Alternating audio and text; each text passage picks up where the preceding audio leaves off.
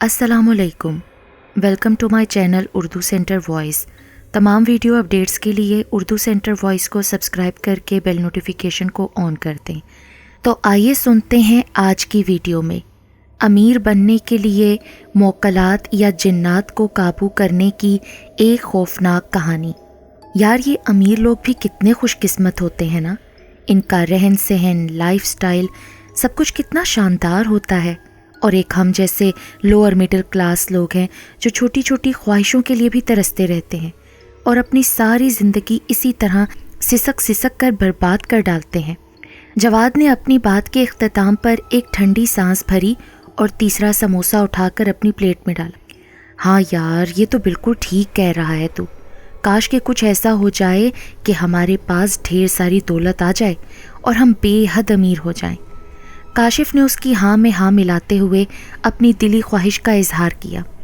فراز نے ان دونوں کو گہری جانچتی نظروں سے دیکھا، پھر چائے کا کپ میز پر رکھ کر ان کی جانب جھکتے ہوئے قدرے دھیمی آواز میں رازداری سے بولا، میں ایک ایسا طریقہ جانتا ہوں جس پر عمل کرنے میں اگر ہم کامیاب ہو گئے نا تو ہم تینوں بے انتہا دولت مند ہو سکتے ہیں۔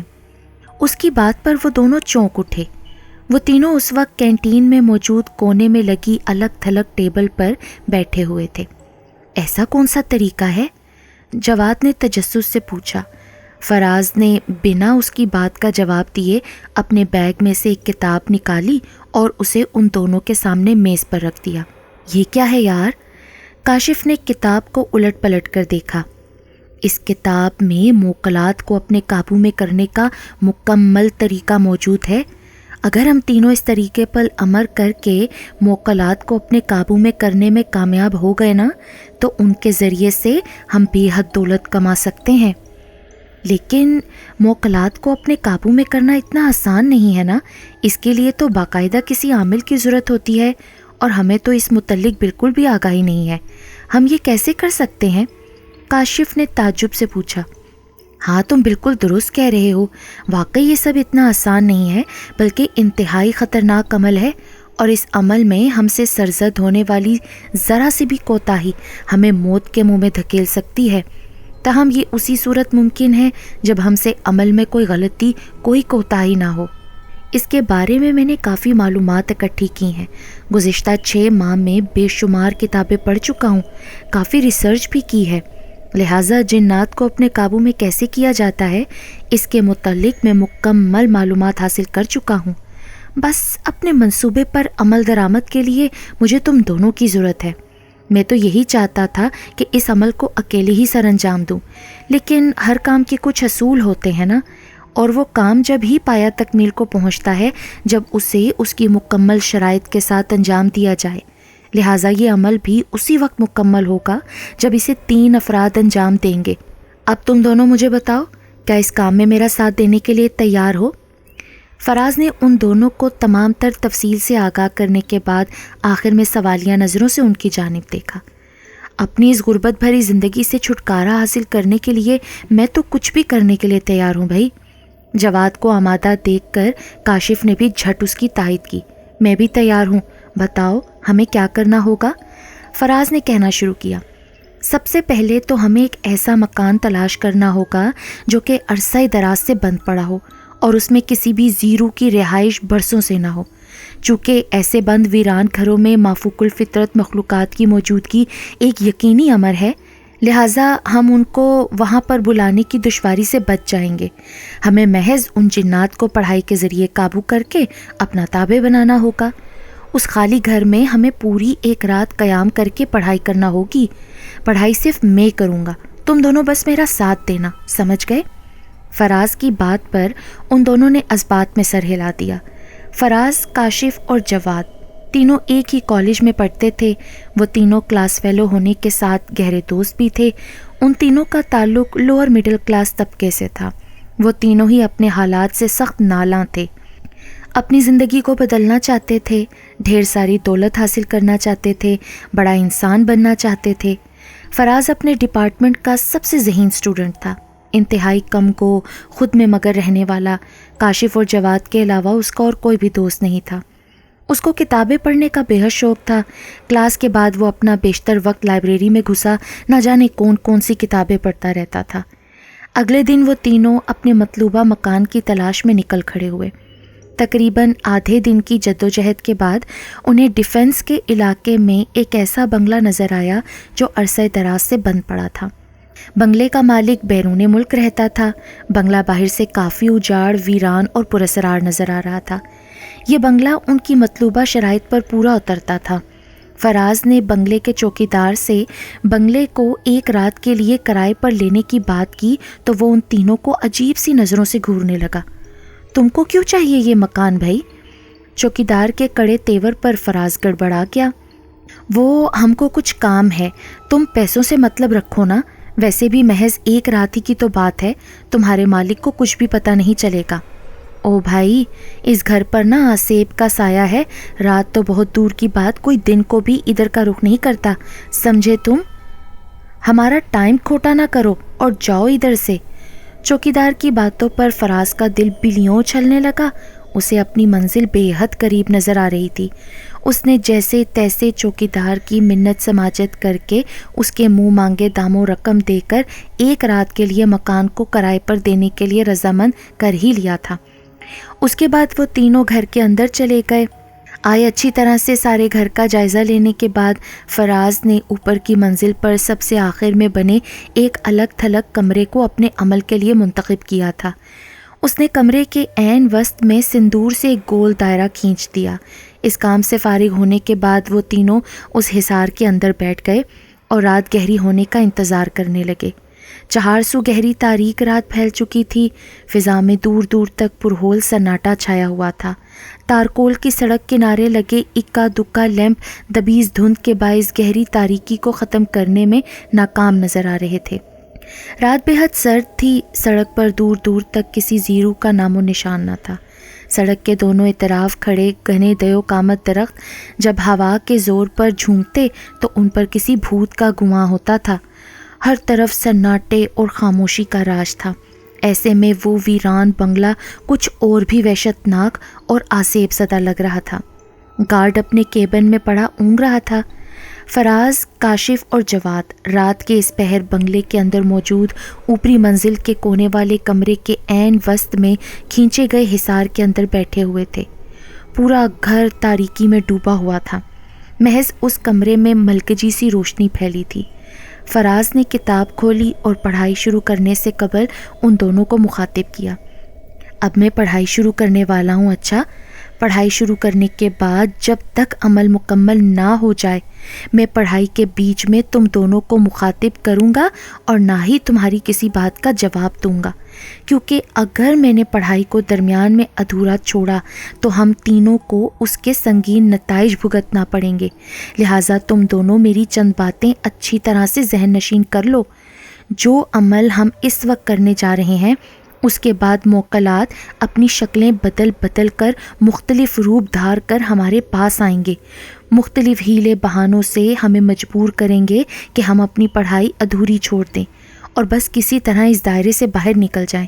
تو میری ایک بات یاد رکھنا کہ اگر ہم میں سے کوئی بھی اس دائرے سے باہر نکلا تو اس کی موت یقینی ہے، وہ بھی انتہائی اذیت ناک۔ لیکن جب تک ہم اس دائرے کے اندر موجود ہیں وہ ہمیں کوئی نقصان نہیں پہنچا سکتے۔ اس وقت یہ حصار ہی ہماری زندگی کی ضمانت ہے، لہٰذا تم دونوں کو کوئی بھی دکھائی دے، اگرچہ وہ تمہارے سگے ماں باپ یا بہن بھائی ہی کیوں نہ ہوں، ہرگز ہرگز اس حصار سے باہر مت نکلنا، سمجھ گئے نا؟ فراز نے ان دونوں کو صورتحال کی سنگینی سے آگاہ کرنے کے بعد آخر میں سوالیہ نظروں سے دیکھا تو ان دونوں نے اسبات میں سر ہلا دیا۔ فراز نے آنکھیں بند کر کے پڑھائی شروع کر دی۔ کچھ ہی دیر گزری تھی کہ کمرے کی کھڑکیاں دروازے زور زور سے کھلنے اور بند ہونے لگے، لائٹیں جلنے بجھنے لگیں، باہر بلیوں کے رونے کی کریا آوازیں ماحول پر خوف طاری کر رہی تھیں۔ کاشف کو اس وحشت ناک ماحول سے اب ڈر لگنے لگا تھا۔ اس کا دل تیزی سے دھڑک رہا تھا۔ پھر کھڑکی پر زوردار دستک ہوئی۔ کاشف کا دل تو اچھل کر حلق میں آ گیا۔ جواد بھی چونک اٹھا۔ دستک مسلسل ہو رہی تھی، جیسے کوئی دونوں ہاتھوں سے کھڑکی کو پیٹ رہا ہو۔ فراز نے آنکھیں کھول کر انہیں پرسکون رہنے کا اشارہ کیا۔ چند لمحوں کے توقف کے بعد فضا میں سکوت چھا گیا تو فراز مکمل یکسوئی کے ساتھ پڑھائی میں مصروف ہو گیا۔ تقریباً 2 گھنٹے سکون سے گزر گئے کہ اچانک کمرے کے دروازے سے سفید کپڑوں میں ملبوس ایک لڑکی نمودار ہوئی۔ وہ بے حد گھبرائی ہوئی تھی۔ اس نے کاشف کو مخاطب کیا، بھائی میری مدد کیجیے، میرے شوہر کا ایکسیڈنٹ ہو گیا ہے، انہیں ہسپتال لے کر چلیں ورنہ وہ مر جائیں گے۔ بھائی میرے شوہر بے حد زخمی ہیں، ان کو ہسپتال لے جانے میں میری مدد کیجیے ورنہ وہ زندہ نہیں بچیں گے۔ کاشف اس لڑکی کی گریہ زاری پر اپنی جگہ سے کسی ٹرانس کی حالت میں کھڑا ہو گیا۔ جواد نے اس کا ہاتھ پکڑ کر اسے روکا۔ ارے کاشف، یہ تو کیا کر رہا ہے؟ بھول گیا فراز نے ہمیں حصار سے نکلنے سے سختی سے منع کیا تھا؟ آپ کو خدا کا واسطہ بھائی میری مدد کیجیے، میرے شوہر درد سے تڑپ رہے ہیں، خدا را میری مدد کریں ورنہ وہ مر جائیں گے۔ وہ زاروں قطار رو رہی تھی۔ جواد، اس لڑکی کا شوہر زخمی ہے، میرا خیال ہے ہمیں اس کی مدد کرنی چاہیے۔ جواد نے کاشف کا ہاتھ مضبوطی سے پکڑ رکھا تھا اور اسے مسلسل اس لڑکی کے پاس جانے سے منع کر رہا تھا، مگر اس وقت کاشف کی تمام تر حسیات گویا سلب ہو گئی تھیں۔ وہ جیسے کسی ٹرانس کی کیفیت میں بول رہا تھا۔ اس نے جواد سے اپنا ہاتھ چھڑایا اور حصار سے نکل کر اس لڑکی کے ہمراہ کمرے سے باہر چلا گیا۔ راہداری میں وہ لڑکی آگے چلتی چلی جا رہی تھی، پھر کاشف کو ایک زوردار جھٹکا لگا۔ وہ جیسے کسی ٹرانس سے باہر آیا۔ خوف سے اس کا سارا وجود لرزنے لگا۔ اس نے کپ کپاتے لہجے میں اس لڑکی کو مخاطب کیا، آپ گھر میں کیسے داخل ہوئیں؟ دروازہ تو اندر سے بند تھا۔ اس کی بات پر وہ لڑکی اس کی جانب گھومی۔ اس کا چہرہ بے حد بھیانک تھا۔ فراز آنکھیں بند کیے مکمل یکسوئی کے ساتھ منہ میں کچھ پڑھ رہا تھا۔ جواد اس کے برابر بیٹھا ہوا تھا کہ اچانک کاشف کمرے میں داخل ہوا۔ اس کا سانس پھولا ہوا تھا۔ جواد، وہ لڑکی بالکل ٹھیک کہہ رہی تھی، اس کا شوہر واقعی بہت زخمی ہے، وہ بے ہوش ہے اور ان کی گاڑی بھی خراب ہو چکی ہے۔ میں تنہا اس کو ہسپتال لے کر نہیں جا سکتا، مجھے تمہاری مدد کی ضرورت ہے، تم میرے ساتھ چلو۔ فراز نے آنکھیں کھول کر تنبیہی نظروں سے جواد کو دیکھا اور سختی سے نفی میں سر ہلاتے ہوئے اس کو حصار سے باہر نکلنے سے باز رکھنا چاہا۔ اس کی اس حرکت پر کاشف کے چہرے پر قہر بھرے تاثرات پھیل گئے۔ وہ جواد سے بولا، جواد یار، کچھ نہیں ہوگا، دیکھ مجھے کچھ ہوا ہے کیا؟ بالکل ٹھیک ٹھاک تیرے سامنے کھڑا ہوں، تو میرے ساتھ چل ورنہ وہ بیچارہ شخص ہماری وجہ سے مر جائے گا۔ کاشف مسلسل اسے بلا رہا تھا۔ جواد میکان کی انداز میں اپنی جگہ سے اٹھا اور دائرے سے باہر نکل کے کاشف کے ساتھ کمرے سے باہر چلا گیا۔ تقریباً نصف شب بیت چکی تھی۔ فراز اپنی پڑھائی میں مصروف تھا، تبھی کمرے کی سبھی لائٹس جلنے بجھنے لگیں۔ پھر کمرے کے دروازے سے ایک لڑکی نمودار ہوئی۔ اس کے لمبے بال اس کے چہرے کے اطراف میں بکھرے پڑے تھے۔ وہ آہستہ روی سے چلتی ہوئی فراز سے چند قدموں کے فاصلے پر حصار میں بیٹھ کر اونچی آواز میں رونے لگی۔ اس کی بھیانک آواز سے فراز کا دل بیٹھا جا رہا تھا۔ اس نے بھی اپنی آواز بلند کر دی تھی۔ کافی دیر وہ اسی طرح روتی رہی، پھر ایک دم سے خاموش ہو گئی۔ اس نے اپنا چہرہ اوپر اٹھایا تو فراز کانپ کر رہ گیا۔ اس کا چہرہ بے حد بھیانک تھا، سرخ انگارہ آنکھیں، سیاہ چہرہ۔ وہ بھاری مردانہ آواز میں گرجی، بند کر اسے ورنہ تجھے چیر کے رکھ دوں گا، بند کر ورنہ تیرا بھی وہی حشر کروں گا جو تیرے دوستوں کا کیا ہے۔ تجھے کیا لگا تو اتنی آسانی سے مجھے اپنے قابو میں کر لے گا؟ تیرا تو میں وہ حال کروں گا کہ تیری 7 پشتیں یاد رکھیں گی۔ باہر نکل۔ اس کی خوفناک دھاڑ سے کمرے کے در و دیوار لرز رہے تھے۔ فراز کے رونگٹے کھڑے ہو گئے، مارے دہشت کے اس کی روح فنا ہونے لگی۔ خوف کے باعث اس نے اپنی آنکھیں میچ لیں۔ چند لمحوں کے توقف کے بعد فراز نے ڈرتے ڈرتے آنکھیں کھولیں تو کمرہ مکمل طور پر اندھیرے میں ڈوبا ہوا تھا۔ اس نے چاروں جانب نظریں دوڑائیں تو اس کی چیخ نکل گئی۔ وہ کریا صورت لڑکی بالکل اس کے دائیں جانب دائرے سے باہر بیٹھی ہوئی تھی کہ ہاتھ بڑھاتی تو اسے چیر کے رکھ دیتی۔ وہ بری طرح سے اسے گھور رہی تھی۔ نکل حصار سے باہر، تجھے زندہ گاڑ دوں گا۔ میری اجازت کے بغیر میرے گھر کے اندر گھس آیا ہے تو میں تجھے زندہ نہیں چھوڑوں گا۔ یوں لگ رہا تھا جیسے کئی آدمی مل کے چیخ رہے ہوں۔ ڈر کے مارے فراز کا برا حال ہو رہا تھا۔ حواس ساتھ چھوڑ رہے تھے۔ تاہم اسے ایک بات اچھی طرح یاد تھی کہ چاہے کچھ بھی ہو جائے وہ ہرگز اس حصار سے باہر نہیں نکلے گا۔ اگلی صبح جب چوکیدار چابی سے دروازہ کھول کر گھر کے اندر داخل ہوا تو اسے جواد اور کاشف کی کٹی پٹی لاشیں راہداری میں پڑی ہوئی ملیں، جبکہ فراز کمرے میں حصار کے اندر بے ہوش پڑا ہوا تھا۔ اس نے گھبرا کر فوری پولیس کو اطلاع کی۔ فی الحال بنگلے کو سیل کر دیا گیا تھا۔ چوکیدار سے بھی پولیس نے کڑی تفتیش کی تھی۔ پوسٹ مارٹم کے بعد جواد اور کاشف کی لاشیں لواحقین کے حوالے کر دی گئی تھیں۔ پوسٹ مارٹم کے مطابق کاشف کی موت حرکت قلب بند ہو جانے کے باعث ہوئی تھی، البتہ ان دونوں کے جسموں پر کسی درندے کے نوچنے کے نشانات موجود تھے۔ جسم کی تمام ہڈیاں ٹوٹی ہوئی تھیں، گو کہ گزشتہ تمام رات حصار کے اندر موجود رہ کر فراز نے اپنی جان تو بچا لی تھی، تاہم مافوق الفطرت مخلوقات کے روح کو لرزا دینے والے جان لیوا بھیانک روپ کی تاب نہ لاتے ہوئے وہ اپنا ذہنی توازن کھو بیٹھا تھا۔ اپنے ڈپارٹمنٹ کا سب سے ذہین اسٹوڈنٹ اب ہوش و حواس سے بیگانہ دھول مٹی سے اٹا شہر کی گلیوں، سڑکوں اور کوڑے پر پھرتا رہتا تھا۔ فراز نے اپنے مقصد کو پایہ تکمیل تک پہنچانے کے لیے اپنے تئیں بہترین پلاننگ کی تھی، تاہم وہ نہ سمجھ اس بات کو فراموش کر بیٹھا کہ وہ 23-22 سال کا نوجوان ہے، کوئی پیشہ ور عامل نہیں۔ دولت کی ہوس نے ان تینوں کو اس قدر اندھا کر دیا تھا کہ وہ تینوں یہ سوچ نہ سکے کہ آیا وہ اتنے خطرناک عمل کو سر انجام دینے کے اہل ہیں یا نہیں، اور اپنی اسی حماقت بھری خود اعتمادی کے نتیجے میں کاشف اور جواد اپنی زندگی سے ہاتھ دھو بیٹھے، اور فراز چونکہ بے ہوش ہو چکا تھا وہ اپنا عمل مکمل نہیں کر سکا تھا۔ بے شک دائرے میں رہ کر اس کی جان تو بچ گئی تھی، لیکن وہ اپنا ذہنی توازن گنوا بیٹھا تھا۔